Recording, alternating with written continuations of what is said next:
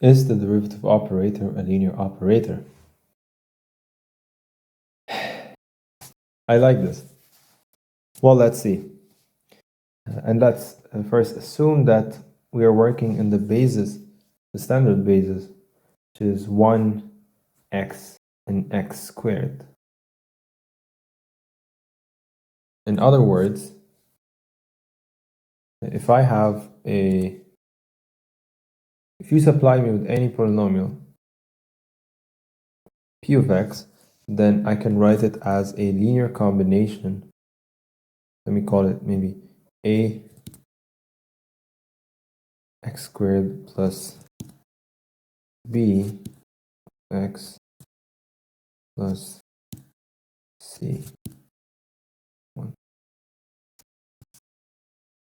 So I use scalings of the basis vectors to obtain any polynomial I want. And the reason, by the way, why I write this polynomial now in green, maybe let me change the color, is because it will always depend on the choice of these three A, B, and C's. Because it will depend on the choices of these three A's, B's, and C's, then I can simply write it in vector format as follows. Assuming that we are working in the standard basis, I can write C, B, A. Of course, I think it is easy to see that every single quadratic polynomial can be represented by using these three basis vectors. I hope this is not too difficult. Now, the derivative operator, is it linear? Tough question. What does it mean to have a linear operator? It means two things. It means that the derivative of, so for example, derivative of a constant which I scale p of x by is equal to the constant times derivative of p of x. That's the first thing. And the second thing is, of course, the linearity property. The derivative of p of x plus g of x is equal to the derivative of p of x separately plus the derivative of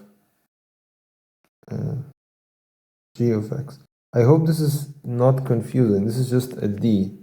It's a normal d. But, you know, because it's a derivative operator, we write it in a somewhat Gothic font. So this is kind of Gothic. This is not Gothic. This is weird. So maybe, yes, this is nice. So it's just a d. It's a fancy d. So I take the derivative of the sum. It's equal to the sum of the derivative. Guess what? We already know that this is true. We already know that that is true. So the derivative is linear. But there is, of course, the remaining question. How can we describe the linear operator / linear map, of course?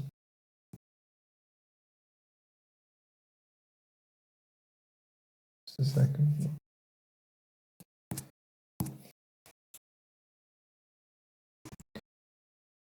We describe it in terms of a matrix. A matrix is a linear operator / linear map.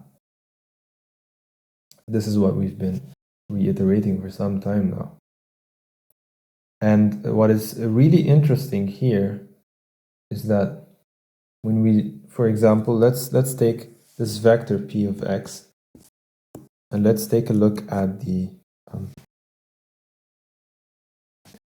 action of taking the derivative on my polynomial p of x. So if I take the derivative, I know this will give me, I have ax squared plus bx plus c. This will be 2ax plus b, right? I hope that is okay. These are the constants. And of course, the coefficient of x squared, as you probably might have guessed, is 0 in this case. So when I take the derivative, I should get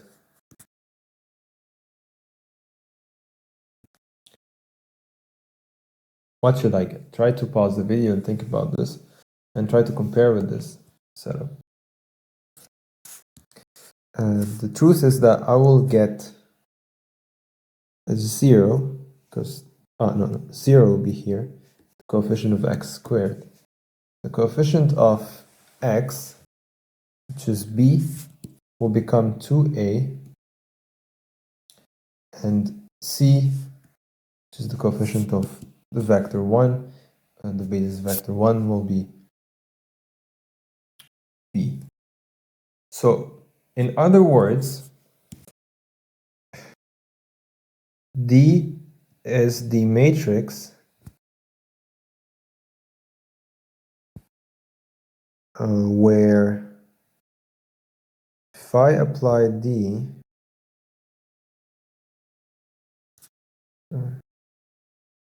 to this vector,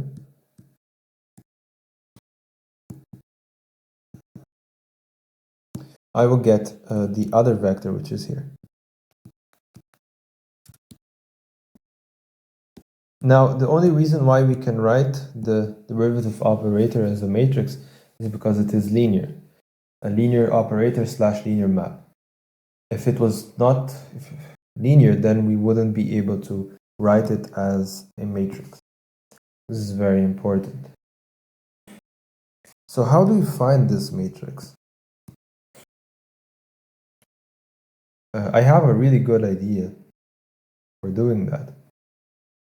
How about we look at how the derivative acts on the basis of this vector space?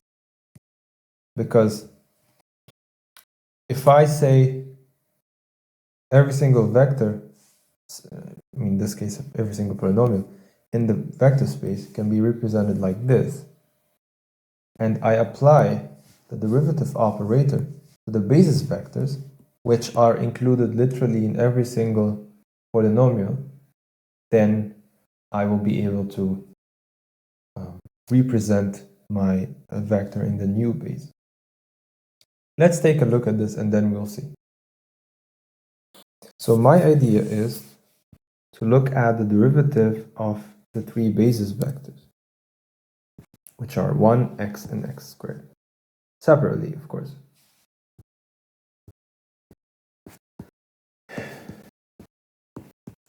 So the derivative of 1, the last time I checked, this was 0.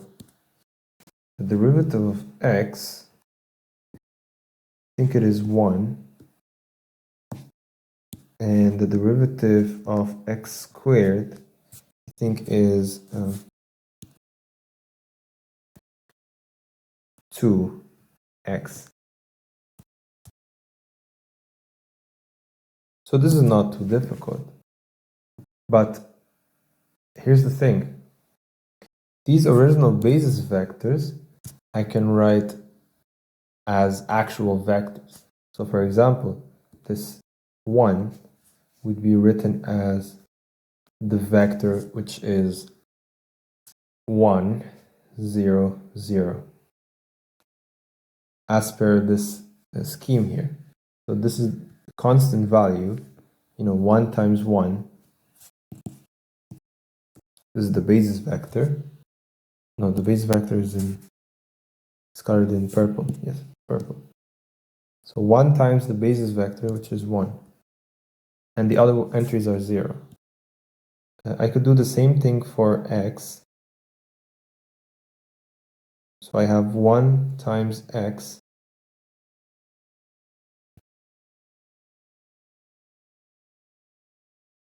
And finally, I have 1 times x squared, which is 0, 0, and 1. Now, I think this is nice. I would like to take a moment now to maybe put this aside and reflect on this just for a moment. So the reason why these are like this is because you're scaling the x squared by 1 and the other basis vectors, which are x and 1, you know, by 0. This is why we have zeros here, if you're wondering. The same logic applies to the other two examples. I can write this as a matrix, in fact. So this basis can be written as a matrix. The basis is also a little bit Gothic, you know. And I just put the first vector, first basis vector, and then the second basis vector, and then the third basis vector. So this is the basis vector, basis set of vectors in which every polynomial can be represented. In fact, it is the set of basis vectors which if you apply to any polynomial, you get the same polynomial back. Because if you still have not identified this, this is the identity matrix.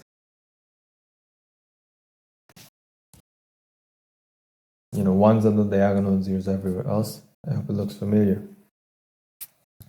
Now, let us try to proceed similarly. We look at the action of this derivative operator on each vector. So 0, I can write as 0 times 1. Then this is just the 0 vector. All the entries are scaled to 0. Or maybe I don't need to write 0 times 1. It's just 0. Now 1 should give me the vector that is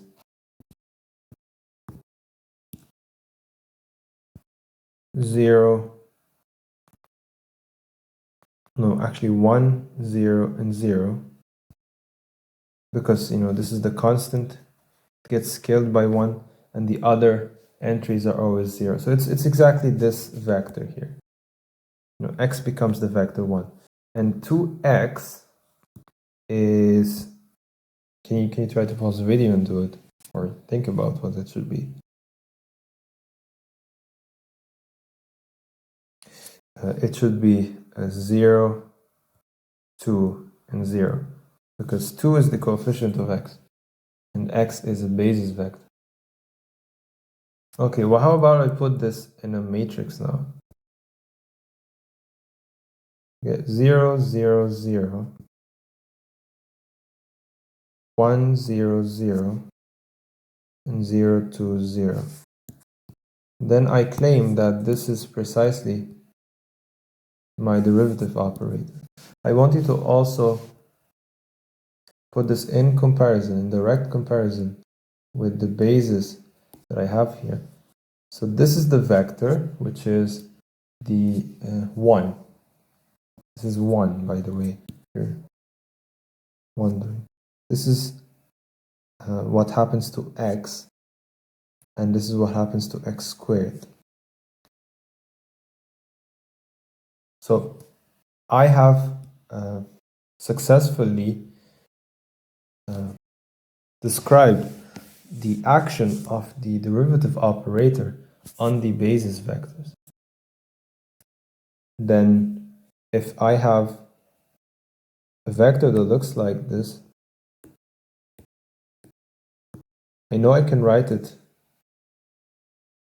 You know, let's actually do that. If we're not sure that this will actually give us this result that we're looking for. So let's do a final check. If you're a bit skeptical, about whether this will actually give us our solution, then let's proceed with matrix multiplication. On the left hand side, you will have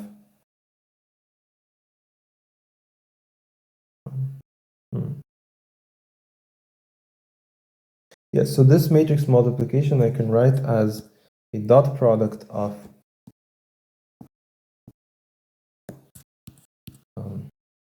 a vector which contains the basis vectors, not the basis vectors, but the vectors, the column vectors in the matrix. This is precisely how matrix multiplication by a derivative is defined, if you're wondering. Then I just multiply component-wise. So the first component with the first component, second component with the second component, and the first component with, and the third component with the third component. So dot product, here we go, C times 0 vector plus B times 1, 0, 0 plus A times 0, 2, and 0. Then what should this give me? Perhaps I'll distribute now. So this will give me a B here, it will give me 2A here, and it will give me really nothing there.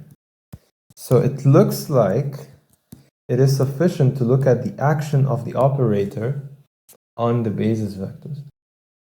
Because here we precisely obtain our result. You add these two vectors and you get your result, which is pretty much amazing, I would say.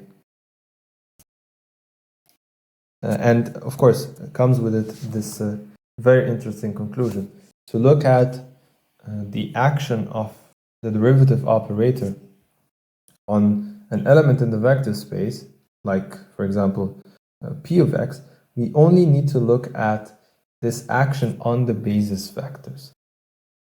Precisely, when we are able to do this for each basis vector and now represent this derivative operator in its new form, then it will always be true that multiplying this vector by that matrix will always have the effect of taking the derivative of that polynomial, because we already took care of that here by taking the derivative of the basis vectors themselves. Once again, this only works because we must and we need to represent every single vector in the vector space in terms of the basis vector. And this is why we can narrow it down to the case of dealing with just the basis vector. Now I would like to conclude with a few remarks. I hope you can notice here that this derivative operator has a zero row. A zero row usually signifies a loss in rank, or an equation which has no data, or a dimension of the kernel, you could say. What do I mean by this, to be very precise? I mean that there is some data loss. There is, you could say, a one-dimensional data loss. Here I think it is understandable, perfectly understandable, because if I take the derivative of x squared plus 4, the derivative is 2x, yes. But when I integrate it, I get x squared plus some constant. Do you see now how this works? So this kernel, which is the dimension of the, you could say, the solution that we obtain when we get the x squared plus c, the kernel is one-dimensional. This is what I want to say. Forget about the kernel. Maybe that's something you've not heard of. What I'm saying really here is that there is a one-dimensional loss of data. because we have this 0 row. And this precisely happens with the constant term. Whenever we take the derivative, the constant term goes away, and with it vanishes everything we knew about it. Because the constant, when we take the derivative, is always sent to 0. And when it is sent to the 0 vector, we can't retrieve it back. We were talking about how if I tell you f of x is equal to 0, then it is very clear that if I plug in any x, I get 0. But it is absolutely not clear at all which value I can plug in, which precise value I can plug in to get 0. So the data is absolutely lost. I lose all my hopes of finding, for example, in this very specific case, the x which gave me the 0, because there are infinitely many of them. Or, in the case of taking the derivative, I lose my hopes of retrieving back the constant which I lost when I took the derivative. So I hope this gives you some insight in terms of the kernel, the image, and the dimensions of both of them. So in this case, by the rank nullity theorem, this derivative operator has rank 2, which is the dimension of the image, and it has nullity 1, which is the dimension of the kernel. In other words, this whole vector is lost. This whole vector is lost. And the result is that I represent my new image using just these two vectors, because this vector does not add to the span. The span of these three vectors is two-dimensional, because this 0 vector is linearly dependent on the other two. In fact, if I scale any of these two vectors by 0, I get this 0 vector. So this should also give you even more insight into what I'm trying to communicate here. And I hope this was indeed the case.